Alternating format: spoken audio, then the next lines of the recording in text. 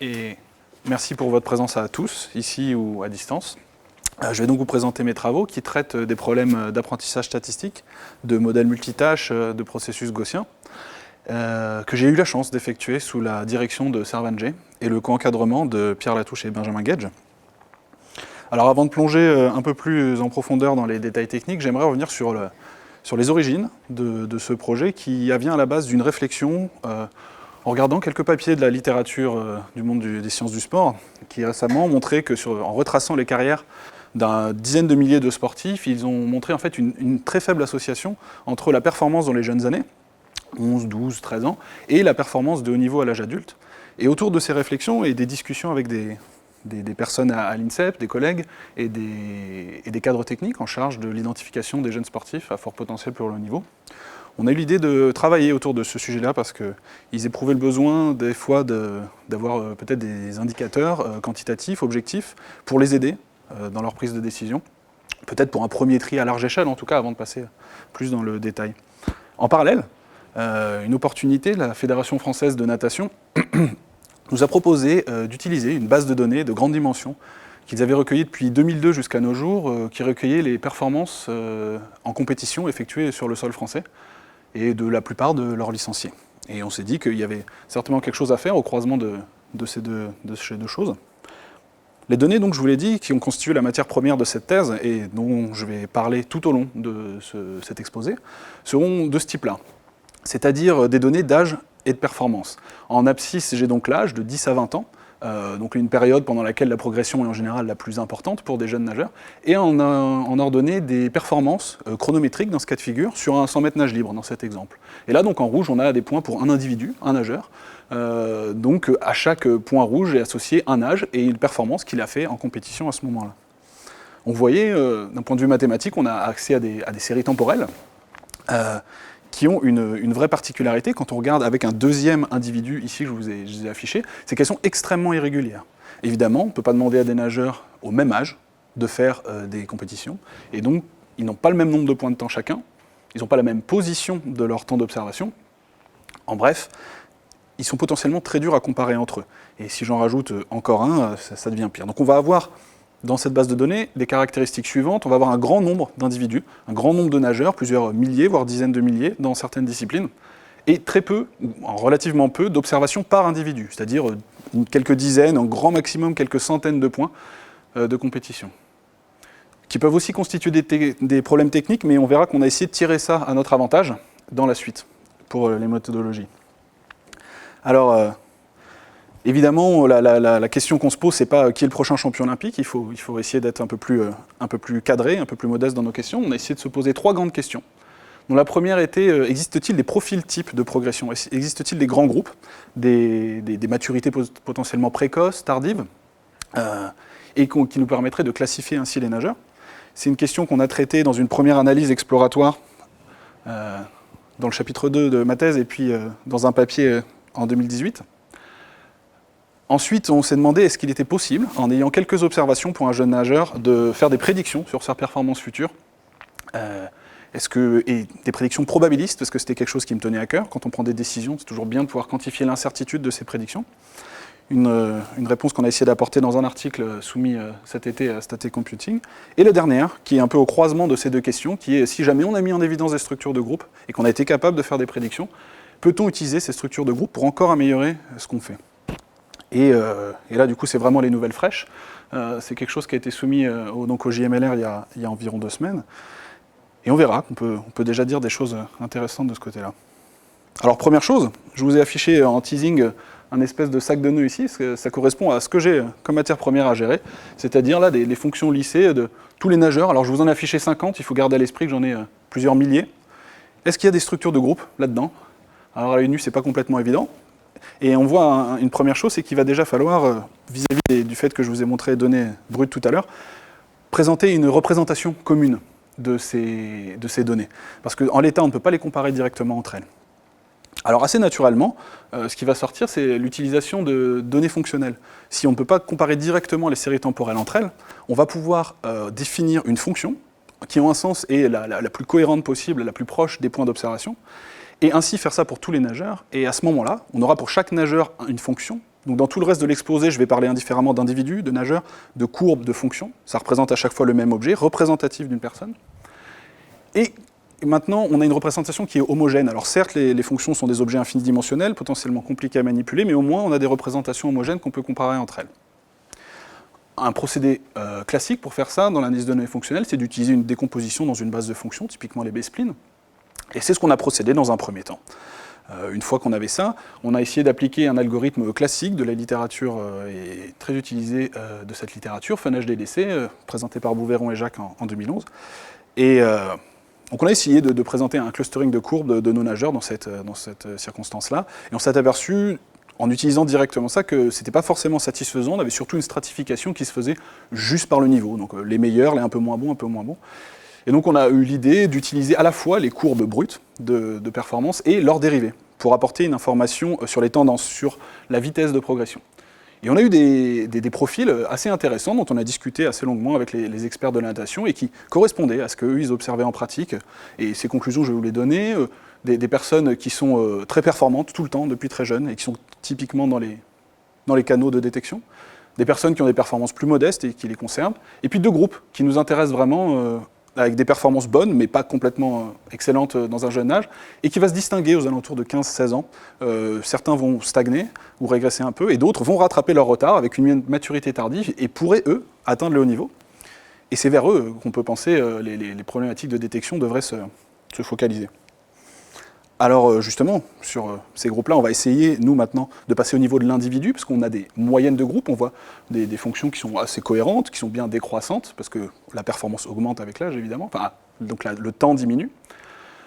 Mais là, ces belles courbes, ces belles moyennes lisses, quand on passe au niveau de l'individu, et je vous ai remis sur la même échelle de schéma, 5 nageurs pour lesquels on voit qu'il y a des très très grosses limitations pour la modélisation au niveau individuel.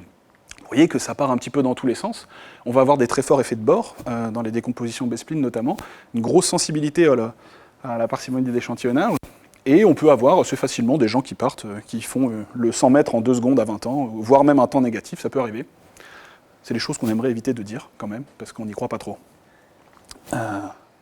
Évidemment aussi le manque de modèles probabilistes, c'est une littérature qui est essentiellement fréquentiste, ou pour lesquels l'incertitude est rarement quantifiée, et puis malgré tout, on l'a vu, ça va nous suivre tout au long de cette présentation. Les données irrégulières sont un vrai enjeu, un vrai souci, et il y a quand même beaucoup d'algorithmes qui ne fonctionnent pas dans ce cas-là. Et ça laisse un choix de méthode qui est quand même assez réduit. Qu'à cela ne tienne, on se dit, on a un problème qui est spécifique, ici, à nos données natation, mais qui finalement ouvre une question un peu plus large, et on va essayer justement de répondre à cette question un peu plus large, mais avec l'inspiration justement des difficultés issues de ce problème. Encore une fois, je vous ai mis un petit teasing, pour répondre simplement à la question, peut-on prédire les performances avec un aspect probabiliste? Oui, mais on va voir comment. L'objet qu'on va maintenant manipuler tout au long et sur lequel je me suis concentré beaucoup pendant cette thèse, c'est celui des processus gaussiens, qui va nous servir à la fois pour la modélisation et la prédiction. Jusqu'à maintenant, les fonctions f, donc encore une fois, qui modélisent les trajectoires, les courbes de performance d'un individu, étaient obtenues par des modèles paramétriques en restreignant l'espace des fonctions dans lesquelles elles pouvaient se trouver.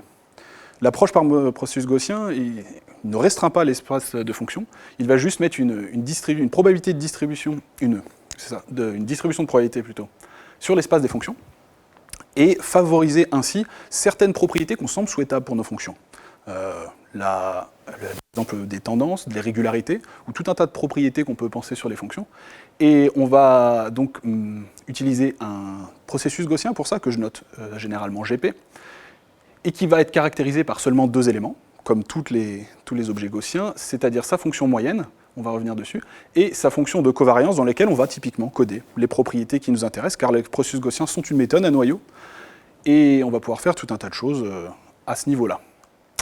La fonction moyenne à 0, on va beaucoup en parler, la plupart des gens, la quasi-totalité de la littérature laisse cette fonction moyenne à 0, la considérant vraiment pas importante, pour les raisons qu'on va détailler juste en dessous.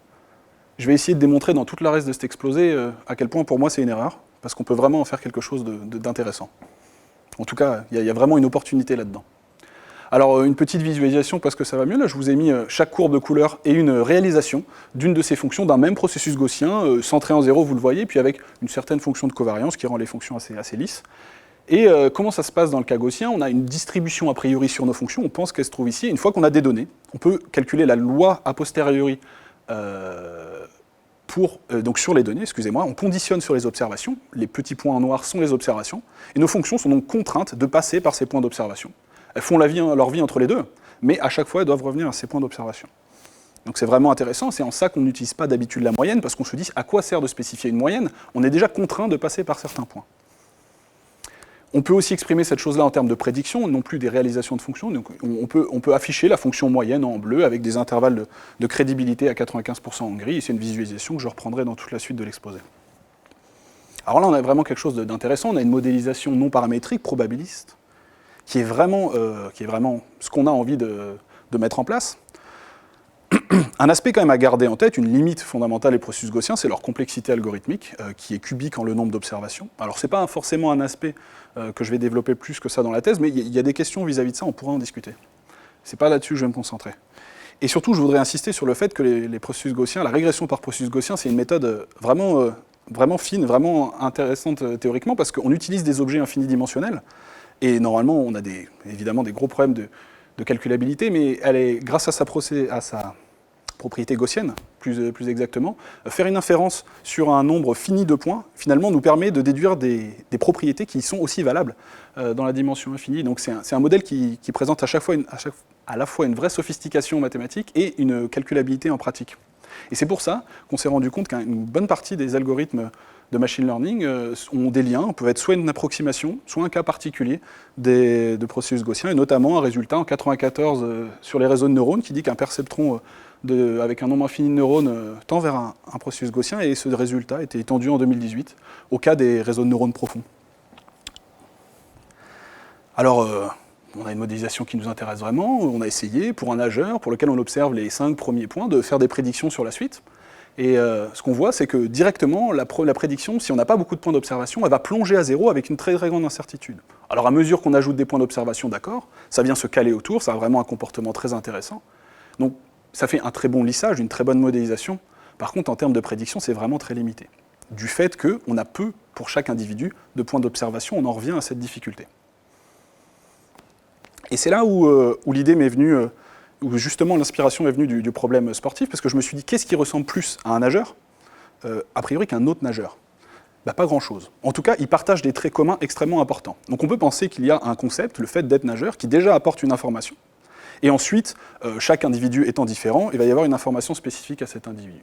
Et c'est comme ça qu'on a eu l'idée de développer cet algorithme donc appelé MAGMA, qui s'appelle Multitask Gaussian Processes with Common Mean. Et pour quelle raison?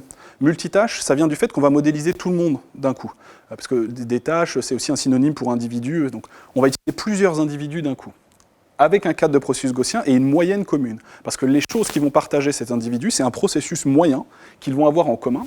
Et on va donc écrire YI, qui est notre donnée fonctionnelle, pour un individu I, l'indice I est relié aux individus ici, qui vont partager donc mu0, un processus commun que tous les individus comporteront, qui est le fait d'être un nageur, par exemple, on peut penser à ça. Un processus FI qui est centré, avec sa propre structure de covariance individuelle pour chaque individu, tous les individus étant indépendants entre eux. Et puis un bruit, qui est aussi gaussien. Et sous la forme hiérarchique, le modèle est peut-être plus intéressant à interpréter. Il nous dit que mu0, qui est un processus latent, évidemment, qu'on ne connaît pas, si jamais on conditionne YI sur mu0, alors les YI suivent aussi un processus gaussien centré en mu0, c'est pour ça qu'on l'appelle le processus moyen, avec une structure de covariance qui est la somme entre la covariance individuelle et le bruit, qui est individuel lui aussi. Et sous cette hypothèse-là, YI sachant mu, tous les YI sachant mu sont indépendants les uns des autres. On a conditionné sur la chose qu'ils avaient en commun. Alors il faut bien garder à l'esprit que c'est absolument pas quelque chose qui est vrai sinon. Donc on a un modèle qui est unifié que de processus gaussiens, comme je vous l'ai dit. Dans la vaste majorité de la littérature, on n'aborde pas cette question de mettre une couche latente sur le mu. Alors, à force de fouiller la littérature, on s'est rendu compte qu'une série de papiers de Jen Kanchi entre 2007 et 2011 avait essayé de proposer cette approche, mais d'une manière plus simple, dans un premier temps, en utilisant une décomposition B-spline pour la moyenne et proposer un sorte de modèle hybride semi-paramétrique qui apportait quelque chose, mais qui avait quand même des performances, qui avait un goût un peu frustrant pour plusieurs raisons. C'est qu'il déjà ne gérait pas les données irrégulières, encore une fois, n'apportait pas d'informations sur l'incertitude du processus moyen. Et donc on a essayé de présenter un modèle vraiment unifié et à base que de processus gaussiens. Alors dans ce cas de figure-là, l'apprentissage à quoi il consiste à apprendre les hyperparamètres des noyaux de covariance, les θi, θ0 et sigma i carré. Donc on va vouloir faire cet apprentissage avec une approche par maximum de vraisemblance. Sauf que je vous l'ai dit, on a un processus latent sur les YI pour avoir l'indépendance, mais sans ce processus latent, si on prend les YI entre eux, ils ne sont pas indépendants, et on ne peut pas, du coup, avoir une expression directe. Ça, c'est un problème qui est, somme toute, classique, pour lequel on va mettre en place un algorithme EM. Mais avant ça, j'aimerais insister sur un petit point, sur les difficultés techniques. Je vous l'ai dit, chaque individu a un nombre différent d'observations, YI, on va toutes les rassembler dans un grand vecteur concaténé, Y, qui comportera toutes les observations. Toutes nos observations d'apprentissage seront dans ce vecteur-là. Et ils ont été observés dans des points TI, chacun spécifique, d'accord, chacun en même âge, si vous voulez, dont on va faire l'union. Et ces deux quantités-là vont être les quantités sur lesquelles on va évaluer le processus moyen. Le processus moyen est commun à tous les individus, il faut donc avoir une grille commune sur laquelle on va évaluer ces processus. Quant à eux, les matrices de covariance individuelles vont rester évaluées évidemment sur leur point TI. Et on note grand θ, comme habituellement, l'ensemble des hyperparamètres, et une notation simplificatrice de psi, qui va être la somme de la covariance et du bruit. Bon, alors comme je vous l'ai dit tout à l'heure, le processus gaussien est extrêmement pratique, dans le sens où il permet quand même, à partir d'un nombre fini d'observations, de déterminer entièrement les propriétés globales, mais ces temps d'observation constituent une difficulté majeure. Alors d'accord, on a des objets qui sont tous gaussiens, ils ont tous cette propriété-là, mais il n'y en a pas un qui a la même dimension, potentiellement. Donc il va quand même falloir prendre un soin particulier à manipuler ces choses-là. Alors comme je vous l'ai dit, on met en place un algorithme EM pour pouvoir avoir une vraisemblance à maximiser. Nous avons besoin de calculer cette quantité, qui est donc mu0, je vous le rappelle, évaluée en t, l'ensemble des points de temps, la loi a posteriori de mu0. On a conditionné sur la totalité des observations. Alors ça s'écrit, hein, il y a une partie gaussienne d'après le modèle pour mu0 et pour chacun des individus, qui on voit en détail différentes. Et il s'avère que, par le calcul, on arrive à montrer quand même que ça reste gaussien, avec des paramètres qui ont une forme particulière. Je vais me permettre de donner un nom à ces paramètres. M0 chapeau, je vais l'appeler la moyenne multitâche. Une moyenne, on comprend pourquoi, multitâche, dans le sens où, en fait, la façon dont est construite mu0, c'est en combinant l'information apportée par tous les individus. On a ici des combinaisons linéaires des YI, des informations YI, et de la moyenne a priori. Mais en fait, on a construit la loi a posteriori de mu0 à partir des observations de tous les individus. Ils sont tous venus apporter leur petite pierre à l'édifice pour contribuer à son estimation.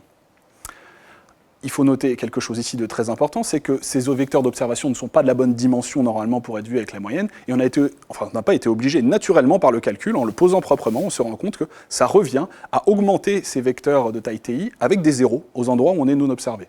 Pareil pour les matrices de covariance qui naturellement se retrouvent complétées par des zéros, et on a un cadre vraiment tout à fait naturel et élégant quand on le voit, qui est qu'on a une grille qui est maintenant sur 2 dimensions t, l'union des points de temps, et où partout où on n'a pas d'observation, on a des zéros.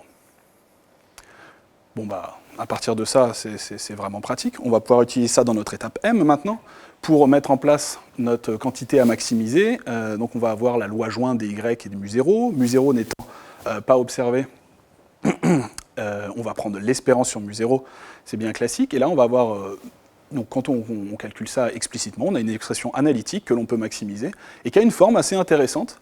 J'attire votre attention sur la fameuse moyenne multitâche, M0 chapeau, là, qui on n'avait pas d'observation sur mu0 et en fait en prenant l'espérance dessus, elle va agir comme si on avait fabriqué des observations pour mu0 chapeau.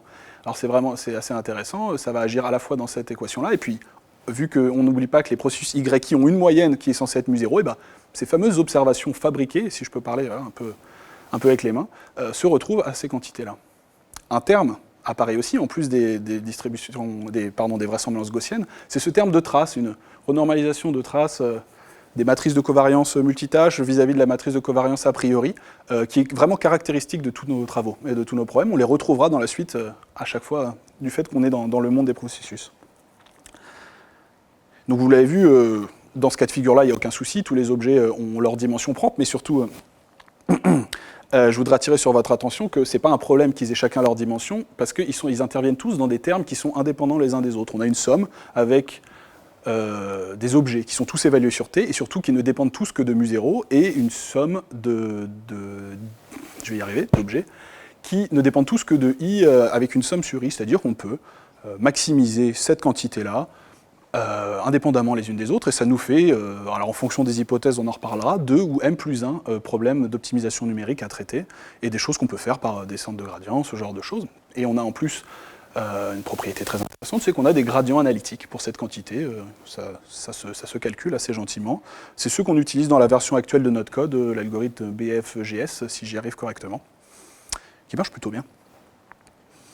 Alors voilà pour l'entraînement. Après cette étape-là, on a entraîné nos hyperparamètres, notre processus moyen est estimé. Mais la particularité des processus gaussiens, c'est qu'une fois qu'on a fait l'entraînement, le travail n'est pas fini, il faut encore mettre en place la prédiction. Et pour ça, qu'est-ce qui va se passer? On a observé, on avait notre base d'entraînement avec plusieurs individus, et maintenant on observe un nouvel individu. On a des points d'observation pour lui, quelques-uns, Y étoile de T étoile, donc observé en T étoile, encore un nouveau vecteur de temps différent. Et il a la même propriété qu'avant. Si on conditionne sur mu0, il est centré en mu, il a sa prédiction spécifique, sa covariance spécifique, et il est indépendant des autres. Qu'est-ce qu'on a besoin de faire pour faire une prédiction sur Y étoile? Ce qu'on veut, c'est une distribution prédictive, une distribution a posteriori analytique, parce que c'est vraiment ce qui nous intéresse, en un ensemble de points TP, où P tient pour la prédiction, sur lequel ça nous intéresse d'avoir justement une prédiction. Et ce qu'on aimerait, on l'a dit, c'est partager l'information commune. On a déjà observé des choses sur les autres individus, et on voudrait informer la prédiction de cet individu à partir des données des autres. Et cette information-là, elle est stockée en fait dans le processus mu0 et on aimerait la partager. Alors un vrai souci, encore une fois, mu0, c'est un processus latent, non observé. Comment est-ce qu'on va faire pour intégrer cette information à la prédiction? Et pour une fois, le problème qu'on a à traiter, c'est qu'on ne sait pas ce qu'on doit calculer. C'est pas forcément que c'est dur à calculer, c'est qu'on n'avait, pendant des mois, aucune idée de quelle était la bonne quantité à calculer. Alors comme je vous l'ai présenté ici, ça va bien se mettre en place parce que j'ai mis en place toutes les pièces du puzzle, il n'y a finalement plus qu'à les assembler et en quelques lignes ça se termine. Mais ce n'était pas forcément évident, la façon d'intégrer cette information. Et puis pour le plaisir, parce qu'on n'en a jamais assez, on a encore une nouvelle grille de travail, de travail pour les temps, TP étoile, qui va être la grille sur laquelle on veut évaluer tous nos objets à partir de maintenant, et qui encore une fois est distincte de tout ce qu'on avait jusqu'à maintenant. Et donc j'en viens au point clé de ce travail, mais de la thèse, je pense, dans sa globalité, c'est la définition de ce que j'ai appelé un a priori multitâche, dans le sens où la bonne quantité à regarder, il va falloir conditionner sur les données d'observation, et intégrer sur le processus moyen après avoir fait ce conditionnement. Et c'est bien dans cet ordre-là que c'est important. Et on va avoir donc la loi sur les YI sur la nouvelle grille de travail, les Y étoiles, excusez-moi, sur la nouvelle grille de travail, conditionnée par la totalité des observations, qui s'écrit évidemment comme une intégrale sur mu0, parce qu'on veut intégrer sur mu0 pour le faire disparaître, pour intégrer cette information à l'intérieur de la nouvelle distribution. Et là, il va se passer vraiment un point clé, un truc très élégant, qui est que Y étoile, sachant donc les données et le processus moyen, l'information apportée par toutes les données et par le processus moyen est en fait redondante, parce que les individus communiquent entre eux, entre guillemets, à travers le processus moyen. C'est la seule quantité qu'ils partagent, et donc toute l'information pertinente sur l'Y étoile est contenue dans mu0. Et donc on peut supprimer le terme en Y gras ici, car il est déjà contenu, toute l'information est contenue là-dedans. Et alors là, on a des quantités qui sont vraiment intéressantes. À gauche, d'après le modèle, Y étoile, sachant mu, c'est juste une gaussienne centrée en mu0 et puis avec sa covariance. Et puis là, cette quantité qu'on avait calculée tout à l'heure au moment de l'étape M, on en a complètement besoin, et elle est vraiment clé. C'est aussi une gaussienne qui est centrée dans cette fameuse moyenne multitâche, et avec cette fameuse covariance multitâche. Et donc ici, on a une convolution de gaussienne, c'est un résultat tout à fait classique, ça reste gaussien, et la chose qui va se passer, c'est que les paramètres de cette loi gaussienne, on a notre fameuse moyenne multitâche, les fameuses, comme je vous ai dit, observations fabriquées. mu0 était non observé, mais maintenant on a mu0 chapeau. C'est une quantité qu'on a à disposition. Donc celle-là, elle est connue. Et puis c'est la structure de covariance, qui est assez particulière, qui est la somme de la covariance individuelle de cette nouvel individu, plus la covariance multitâche. Et donc on va avoir un phénomène où les incertitudes individuelles et communes vont finalement se coupler, pour prendre en compte les deux. Alors donc on a cet a priori que j'ai appelé multitâche, parce que maintenant on n'a plus juste un a priori, on a un a priori qui est déjà conditionné sur les informations, et on va chercher à calculer une loi a posteriori multitâche, qui sera à la fois conditionnée sur les observations et sur les points observés pour ce nouvel individu, et je me suis permis, comme il est d'usage, de décomposer les vecteurs en les temps observés et les temps à prédire, pour faire apparaître tous les blocs qui sont utilisés dans les formules de prédiction par processus gaussien classique. Parce que là, ce qui va nous servir à calculer cette loi multitâche, c'est l'astuce classique des processus gaussiens, qui consiste à dire une distribution gaussienne jointe, quand on conditionne sur une partie du vecteur, ça reste gaussien, et donc on va évidemment conditionner sur les points observés et garder la loi des points à prédire. Et ça s'exprime analytiquement, encore une fois, avec un terme de moyenne sur lequel je vais revenir 2 secondes. Donc on a vu les blocs qui nous intéressent. M0 chapeau, à moyenne multitâche, on la connaît à tout temps. Et ce qui va se passer, c'est qu'au temps à prédire, quand on ne connaît rien, si on n'avait pas d'observation, si on rayait la deuxième partie ici, les méthodes classiques mettent 0. D'habitude, on ne sait pas. Quand on n'a aucune information, on ne sait rien. Et bien nous, on a déjà M0 chapeau. On a déjà une quantité qu'on a fabriquée à partir des informations des autres et qui va nous aider. Et si jamais en plus on a des observations pour Y étoile en T étoile, alors évidemment on recentre avec le processus moyen et puis ces informations-là vont nous aider avec un terme ici de pondération qui va être la covariance, qui va nous dire plus les points sont proches, entre un point observé et un point à prédire, plus il va y avoir une contribution forte de ce point observé pour nous dire à quoi doit ressembler la prédiction. Et à mesure qu'on s'éloigne des points d'observation, alors on va avoir de moins en moins de contribution de chaque individu jusqu'à replonger à la vraie valeur a priori, enfin la valeur a priori qu'on avait stipulée. La covariance va suivre à peu près le même principe. Une covariance très faible quand on est proche des points d'observation, et puis à mesure qu'on s'en éloigne, l'incertitude va augmenter graduellement et assez naturellement. Bon, on a notre distribution probabiliste qui nous fait des prédictions, et on va montrer tout de suite, parce que c'est avant tout ça qu'on veut voir.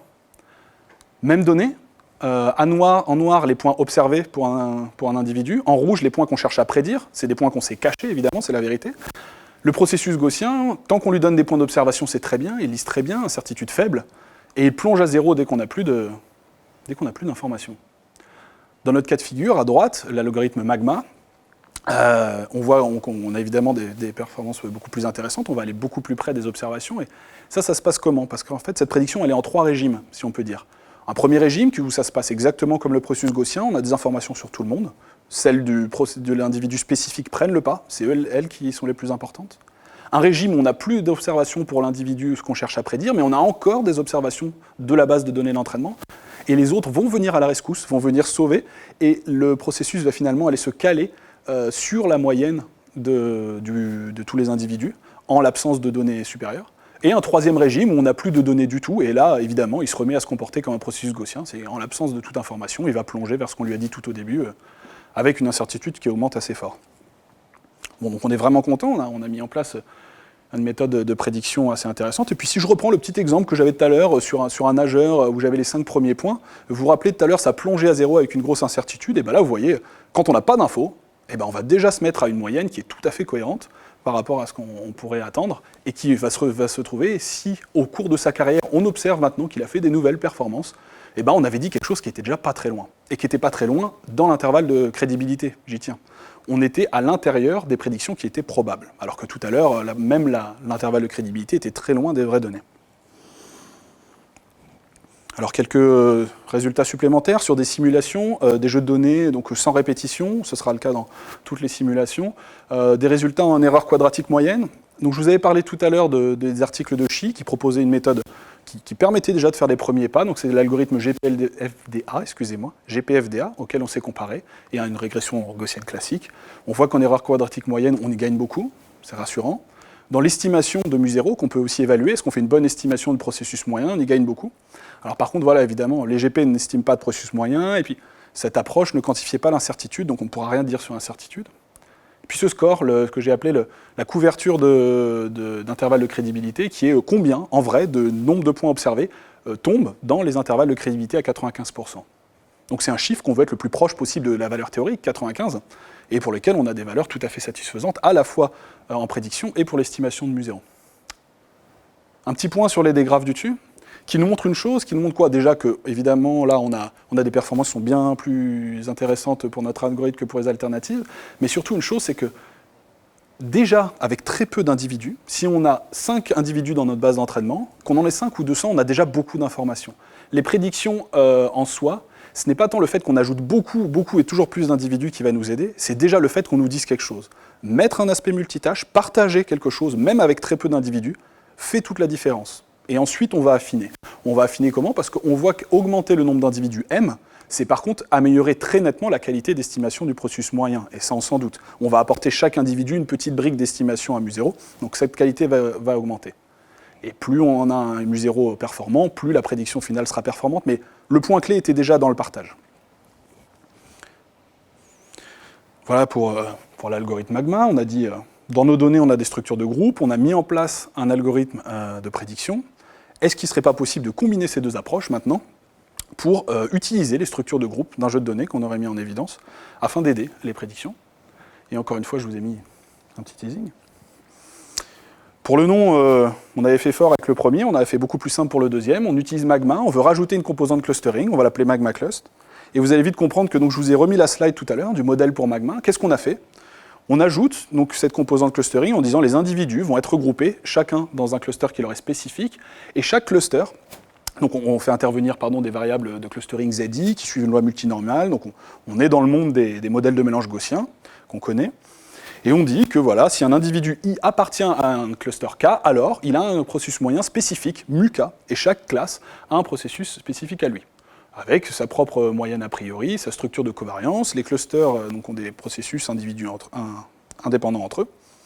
Et le modèle hiérarchique s'exprime maintenant comme ça. On a les YI connaissant tous les processus moyens et les proportions du mélange, qui suivent un mélange de processus gaussiens, qui sont tous indépendants les uns des autres. Alors encore une fois, gardez bien à l'esprit que les YI en tant que tels, par contre, ne sont pas indépendants les uns des autres, et qu'on a, si les objets a priori sont indépendants, les processus, l'ensemble des processus moyens que j'ai rassemblés dans mu, et l'ensemble des variables de clustering dans Z, a posteriori, ne sont plus indépendantes. Quand on conditionne sur les données, on va avoir des dépendances a posteriori qui apparaissent, et dans ces cas-là, si on ne peut plus calculer explicitement, on va faire la place à l'inférence variationnelle, qui va nous permettre, dans le cadre d'une approximation bien choisie, de garder des distributions qui ont une forme analytique, mais sous réserve d'une petite approximation. Cette approximation est laquelle on cherche cette quantité qui nous intéresse, la distribution a posteriori des quantités latentes, et on va mettre en place une loi Q dans un certain espace fonctionnel en particulier, et cet espace fonctionnel, on va le restreindre par une hypothèse d'approximation où la fameuse indépendance qui nous manquait entre ces deux quantités, on va la forcer, entre guillemets. On va la forcer en postulant que cette loi approximée, en fait, elle s'exprime comme le produit entre les mu et les z. Et ensuite, ce qui va se passer, vous avez l'habitude dans l'inférence variationnelle, on va essayer de trouver la distance Q qui, sous cette contrainte, est la plus proche possible de la vraie loi, et on va donc minimiser la coolback et maximiser, en fait, la borne inférieure. Donc cette fameuse borne inférieure sur laquelle on va toujours travailler dans le cas variationnel. On va faire une maximisation sur Q, une maximisation sur θ, et ça va nous faire les deux étapes de notre algorithme même. Un petit mot sur les lois obtenues, les lois optimales. Pour nos processus moyens, donc Q-chapeau, qu'est-ce qui se passe ici? On retrouve nos quantités gaussiennes, nos lois gaussiennes, qui ont la même forme. Les MK-chapeau, CK-chapeau, c'est les mêmes expressions que celles qu'on avait tout à l'heure. Et en fait, là où on a fait l'hypothèse d'une seule factorisation entre tous les mu et tous les z, on va avoir une factorisation induite qui va sortir très naturellement, et ça va nous faire un joli résultat sur le fait qu'on a K fois magma, ici. On a K processus, et bien en fait, on a K fois les expressions de magma qui reviennent. On a la même factorisation qui s'opère, mais cette fois sur les individus au niveau des variables de clustering. Donc, la loi jointe des variables de clustering s'écrit comme un produit de multinomial avec des taux IK, et les personnes habituées des modèles de mélange gaussien retrouveront des formes qu'ils connaissent bien, c'est-à-dire avec les proportions du mélange fois des distributions gaussiennes. Et on a un terme qui est spécifique. Par contre, le fait qu'on soit dans le monde des GP nous fait apparaître ces fameux termes de traces dont je vous ai déjà parlé, qui viennent pondérer ici dans le calcul. Donc voilà, taux IK, on est capable d'avoir une formule analytique de mise à jour des probabilités pour l'individu I d'appartenir au cluster K. Donc ça c'est vraiment intéressant. À l'étape E, on a à la fois voilà, les processus moyens et les probabilités d'appartenance, et on va pouvoir utiliser ça, encore une fois, en calculant, en maximisant sur l'espérance de la loi jointe, donc la loi jointe des Y, des mu, des Z, et on peut prendre l'espérance sur la totalité des variables latentes, et encore une fois, on va avoir ce processus qui va nous fabriquer, entre guillemets, les observations qui étaient non observées, qu'on va retrouver ici, nos fameux MK chapeaux, nos moyennes multitâches pour tous les processus moyens, pour tous les individus, et on va encore avoir un découpage intéressant, les gamma K dans leur côté, les θ I, sigma I de leur côté, et puis même les pika, les hyperparamètres de clustering. Et ça nous introduit donc encore une fois plusieurs problèmes de maximisation différents. Et combien de problèmes de maximisation? C'est un sujet dont je ne vous avais pas trop parlé. Finalement, le statut qu'on donne à chacun des hyperparamètres. Est-ce que une possibilité qu'on peut faire, c'est dire que les individus partagent les mêmes hyperparamètres, et c'est une hypothèse qui n'est pas idiote, ça voudrait dire qu'ils sont issus du même processus gaussien, et en fait qu'ils ont les mêmes propriétés, comme je vous en parlais tout à l'heure, de leur matrice de covariance, c'est-à-dire elles sont potentiellement toutes aussi régulières les unes que les autres, ou ont les mêmes tendances. C'est quelque chose qui n'est pas forcément idiot, et ça nous permet de proposer des sous-modèles dans lesquels tous les individus partageraient le même processus, et on peut faire la même chose pour les clusters, et on peut comme ça proposer des modèles en fonction de si nos hyperparamètres sont spécifiques ou communs entre les individus, entre les clusters. On a différentes hypothèses de modélisation et qui vont nous mener à des problèmes de maximisation plus ou moins compliqués entre 2, K plus 1, M plus 1 et M plus K hyperparamètres à estimer. Et évidemment, la problématique avec 2 est souvent plus facile numériquement. Et donc on a un compromis entre la flexibilité et la parcimonie qui est possible. Alors, je vous ai déjà parlé, au niveau de... Voilà, on a la learning. Maintenant, ce qu'on veut faire, c'est de la prédiction. Et une étape que je vous avais mis... Attendez, excusez-moi, je reste là-dessus. Une étape que je vous avais un peu passée sous silence tout à l'heure, c'est le fait qu'il faut réestimer aussi pour le nouvel individu ses hyperparamètres. Et dans ce cas de figure-là, il faut aussi estimer la probabilité qu'il a d'appartenir à chaque cluster. Bon, dans ce cas de figure-là, on est obligé de mettre en place un algorithme EM, donc là, tout à fait classique dans un cadre de mélange, qui serait, si on n'était pas un cadre... Enfin, dans un cadre qu'on connaît, quoi. Mais c'est possible de s'en passer dans la quasi-totalité des cas. Dans trois hypothèses d'approximation sur 4, enfin, pardon, dans 3 hypothèses sur le modèle, sur 4 que je vous ai présenté, on n'a pas besoin de cet algorithme, et même si vraiment on veut s'en passer, c'est assez facile de le faire. Bon, une fois qu'on a ça, on se rappelle le prior qu'on découpe sur les points observés et les points non observés, en conditionnant sur les Z étoiles K, donc si on conditionne sur le fait que l'individu appartient au cluster K, alors on a cette même loi multitâche a priori qu'on avait dans Magma. Donc en fait, pour chaque cluster, on a une loi multitâche a priori spécifique. Pour chacune de ces lois multitâches, hop, là je spoil, je peux calculer une loi a posteriori multitâche qui lui est associée, encore une fois pour chaque cluster. Les formules sont les mêmes que celles qu'on a précédemment, donc on a appliqué 4 fois les formules de l'algorithme Magma. Et le clou du spectacle, on est dans un modèle de mélange, donc ce qu'on veut faire en intégrant sur les variables de clustering Z étoile K, on arrive à une formule assez élégante qui est la combinaison linéaire pondérée par les probabilités d'appartenir à chaque classe des prédictions cluster spécifiques. Donc on a fait une prédiction pour chaque cluster et on va donner cette prédiction globale qui va être à chaque fois donner plus d'importance aux groupes qui, on le pense, sont les plus probables. Alors un mot sur cette quantité-là qui n'est plus une gaussienne directement, qui est un mélange de gaussiennes, donc qui n'a aucune raison d'être unimodale. Au niveau des visualisations graphiques, il va falloir potentiellement faire un peu attention parce qu'on ne peut plus directement afficher la moyenne et la covariance, enfin et les intervalles de crédibilité. Et directement après vous avoir dit ça, finalement je le fais. Parce que ce que je vous ai affiché ici, c'est la prédiction du cluster le plus probable. On a écarté les processus gaussiens standards pour l'instant sur des données qui ont clairement des structures de groupes, 3 groupes ici. On a observé en noir, on cherche à prédire en rouge, et le Magma, si jamais on l'applique directement, va nous dire quelque chose qui n'est pas idiot, il va se mettre à peu près au milieu, mais il oublie le fait qu'il y a des structures de groupe et il va avoir une grosse incertitude. Alors il quantifie bien l'incertitude toujours, donc ça c'est quand même rassurant. Mais par contre, si on applique MagmaClust et qu'il trouve ces structures de groupe, et il va se rendre compte qu'il est dans ce cluster-là, et il va en quelque sorte, via les pondérations, trier les informations entre celles qui sont pertinentes et celles qui ne le sont pas. Et utiliser les seules qui lui semblent pertinentes pour faire des prédictions avec beaucoup moins d'incertitude et très proches de nos résultats. Alors là, c'est un exemple choisi, vous allez me dire, évidemment, mais on va montrer que sur des simulations, ça marche aussi très bien. Et alors, même si ce n'était pas l'objectif, c'est un travail qui plutôt se concentre sur la prédiction, on a un résultat qui est bonus, on peut dire entre guillemets, on a aussi un clustering des individus, on les a mis dans des groupes et on voulait voir les performances vis-à-vis de ça. On a comparé ça à une approche un peu naïve de K-means avec une décomposition dans une base de B-spline et avec l'algorithme FunHDDC, qui, je vous le rappelle, on a utilisé tout à l'heure, ça va nous permettre de mesurer un petit peu la progression qu'on avait depuis la modélisation initiale. Et donc sur un score d'ARI, l'Adjusted Round Index, qui va nous donner une quantité pour laquelle 1 est le meilleur score qui correspond à une parfaite correspondance entre les partitions estimées et la vérité. On a des résultats très proches de 1 et de manière vraiment consistante avec peu de variance. Et on a des résultats dont on était vraiment content aussi sur cette tâche-là. Et celle qui nous intéressait vraiment le plus, c'est la partie prédiction. Est-ce que ce bon clustering et est-ce que Magma avec lui va nous fournir quelque chose d'intéressant? Et alors là, on voit vis-à-vis donc des processus gaussiens et de Magma qu'on avait introduit, Magma Cluster va gagner un ordre de grandeur par rapport à la Magma en prédiction quadratique moyenne et quasiment 2 ordres de grandeur sur le GP classique. La prédiction de l'incertitude, elle a vraiment exactement ce qu'on veut, très très rassurant. Et je vous ai mis un petit mot sur le temps de calcul, parce que je ne vais pas parler ici de complexité, mais en gros, la complexité de Magma Cluster est linéaire en K. On va faire K fois Magma, en gros, vous l'avez compris. Et hormis un temps résiduel incompressible de calcul, on a en gros quelque chose qui est effectivement linéaire en K quand on fait les calculs, enfin quand on lance les simulations. Alors à la base, je vous rappelais, la motivation initiale, c'était de nous parler des nageurs et de faire des prédictions sur eux. Donc j'ai pris un nageur au hasard, une nageuse au hasard, excusez-moi.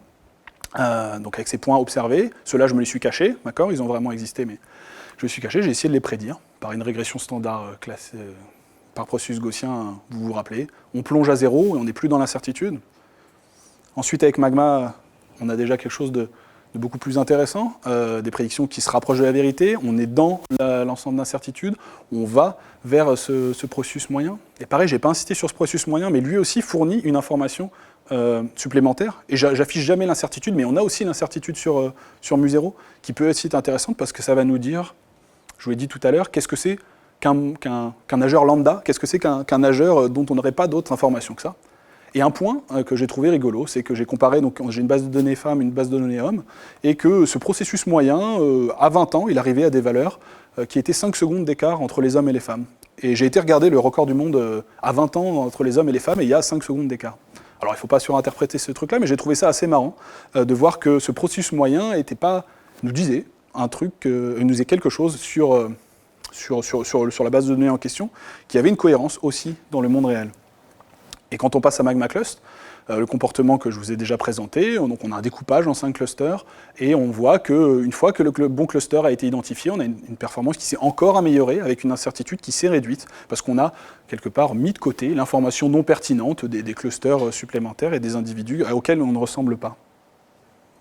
Alors, avant de dire un mot sur la façon dont le nombre de clusters a été obtenu, je veux revenir en prédiction sur l'évaluation, des prédictions dans le cas des données réelles, et on voit que c'est tout à fait rassurant, elles sont du même ordre de grandeur que pour les simulations, donc en passant dans le monde réel, on n'a pas perdu grand-chose, on a toujours, donc, une progression par rapport au GP classique, et donc la prédiction de Magma Cluster, vous l'avez vu, les groupes ne sont pas extrêmement discriminés, donc on a une progression qui est faible, mais qui existe quand même, et une quantification de l'incertitude qui est aussi tout à fait valable, et donc on peut se dire, ok, je suis dans la vie réelle, mais quand je fais une prédiction, alors l'incertitude est peut-être grande ou petite, mais en tout cas elle est valable. Et elle veut dire quelque chose, cette incertitude, il faut la prendre en compte. Les plus attentifs pourront noter qu'il y a une petite différence homme-femme, alors là c'est un artefact statistique, juste du fait qu'on n'a pas autant d'hommes et de femmes dans les deux bases de données. Il n'y a rien de plus à voir ici. Et pour finir, je vous l'ai dit tout à l'heure, la modélisation qu'on peut faire, on a des lois qui ne sont plus unimodales, donc les probabilités qu'on a vont potentiellement être plus fortes, vous le voyez, donc je vous ai affiché une heatmap en fonction de la probabilité qu'un point de se produire qui va être de plus ou moins violette, et on voit que la probabilité les plus fortes se concentre autour des clusters qui sont le plus probables. Donc ça nous permet quand même de donner cette visualisation où on voit que voilà, au fur et à mesure de la carrière, on va être capable, au fur et à mesure que les données arrivent sur la carrière, de mettre à jour les prédictions qu'on fait dans le temps et qui vont petit à petit s'affiner et nous donner quelque chose sur lequel peut-être on peut s'appuyer pour prendre des décisions. Un mot évidemment. Comment a-t-on trouvé, dans le cas de la vie réelle, pour les simulations, c'est bien beau, on connaît le nombre de clusters, le vrai nombre. Dans notre cas de figure-là, on ne savait pas, on a remis 5 nageurs, et en fait, ce qui est complètement rassurant, c'est que ce nombre de groupes, 5, qu'on avait trouvé déjà au premier travail, on l'a retrouvé en utilisant un outil de sélection de modèles, alors qu'il n'était pas présent dans le manuscrit, mais ça a été soulevé par un rapporteur, on a travaillé dessus, à partir des expressions qu'on avait mis, donc on n'avait toujours pas de vraisemblance évidemment, mais on peut utiliser la borne inférieure variationnelle pour mettre en place une quantité de bigs variationnels qui nous aident à faire la sélection de modèles et pour laquelle on a des performances tout à fait satisfaisantes sur des simulations et qui ont été intégrées du coup au papier qu'on a soumis depuis. Et c'est comme ça qu'on avait retrouvé les 5 clusters pour la totalité des individus. Alors quelques mots en perspective, vous l'avez compris, j'aime bien ce modèle et lui rajouter des fonctionnalités. Des choses que j'aimerais bien faire, je vous ai parlé de la complexité, il existe beaucoup d'algorithmes parcimonieux pour le calcul des GP, j'aimerais bien proposer une extension, ça me semble tout à fait faisable. Potentiellement étendre aux données multivariées, parce que là on n'avait que des entrées temporelles. Une version en ligne, alors ça me semble déjà plus compliqué, mais ce serait vraiment très intéressant de pouvoir ce processus moyen le mettre à jour au fur et à mesure que les données arrivent. Et puis on a fait du très bon travail avec la fédération pendant 3 ans, j'ai été ravi de collaborer avec eux, et je dois intégrer l'algorithme à l'appli que je leur fournis, et ce serait sympa de lancer des tests dans la vie réelle, voir dans 1 an, 2 ans, les prédictions qu'on a effectuées, est-ce qu'on a quelque chose de cohérent en pratique. Dernière chose plus théorique qui m'intéresserait vraiment, je vous ai parlé tout à l'heure des liens entre les processus gaussiens et d'autres méthodes d'apprentissage, les liens avec les réseaux neurones ou les encodeurs variationnels, c'est quelque chose que j'aimerais investiguer prochainement. Merci de votre attention. Et je vous laisse avec quelques références traditionnelles.